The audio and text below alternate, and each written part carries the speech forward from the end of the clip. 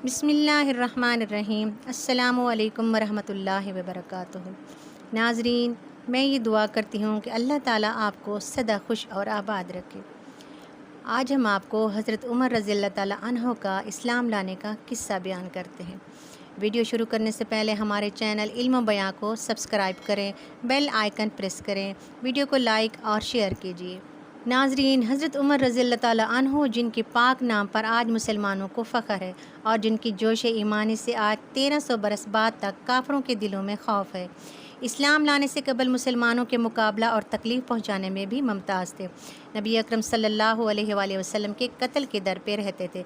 एक रोज़ कुफ़ार ने मशवरे की कमेटी कायम की कि कोई है जो मोहम्मद सल्लल्लाहु अलैहि वसल्लम को कत्ल कर दे। हज़रत उमर ने कहा कि मैं करूँगा। लोगों ने कहा कि बेशक तुम ही कर सकते हो। उमर तलवार लटकाए हुए उठे और चल दिए। इसी फिक्र में जा रहे थे कि एक साहब कबीला ज़ोहरा के, जिनका नाम हज़रत साद बिन अबी वक़ास है, मिले। उन्होंने पूछा कि उमर कहाँ जा रहे हो? कहने लगे मोहम्मद सल्लल्लाहु अलैहि वसल्लम के कत्ल की फ़िक्र में हूँ। नऊज़ बिल्लाह। हज़रत साद ने कहा कि बनु हाशिम, बनु ज़ोहरा और बनु अब्द मुनाफ से कैसे मुतमईन हो गए? वो तुमको बदले में कत्ल कर देंगे। इस जवाब में बिगड़ गए और कहने लगे मालूम होता है तू भी बेदीन यानी मुसलमान हो गया।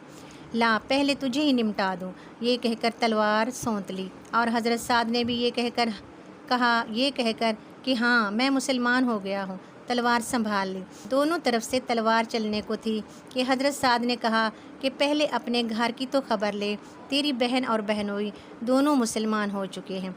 ये सुनना था कि गुस्से में भर गए और सीधे बहन के घर गए। वहाँ हज़रत खुबाब कुआड़ बंद किए हुए उन दोनों मियाँ बीवी को कुरान शरीफ पढ़ा रहे थे।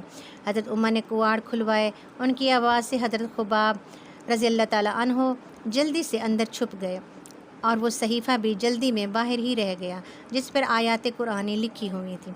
हमशीरा ने कुआड़ खोले। हज़रत उमर के हाथ में कोई चीज़ थी जिसको बहन के सर पर मारा, जिससे सर से खून बहने लगा और कहा कि अपनी जान की दुश्मन तू भी बददीन हो गई। बाद घर में आए और पूछा कि क्या कर रहे थे और ये आवाज़ किसकी थी? बहनोई ने कहा कि बातचीत कर रहे थे। कहने लगे क्या तुमने अपने दीन को छोड़कर दूसरा दीन इख्तियार कर लिया? बहनोई ने कहा कि अगर दूसरा दीन हक हो तब। ये सुनना था कि उनकी दाढ़ी पकड़कर खींची और बेतहाशा टूट पड़े और ज़मीन पर गिराकर खूब मारा। बहन ने छुड़ाने की कोशिश की। उनके मुंह पर एक तमाचा इस ज़ोर से मारा कि खून निकल आया। वो भी आखिर उमर ही की बहन थी। कहने लगी कि उमर, हमको इस वजह से मारा जाता है कि हम मुसलमान हो गए। बेशक हम मुसलमान हो गए हैं, जो तुझसे हो सके तू कर ले।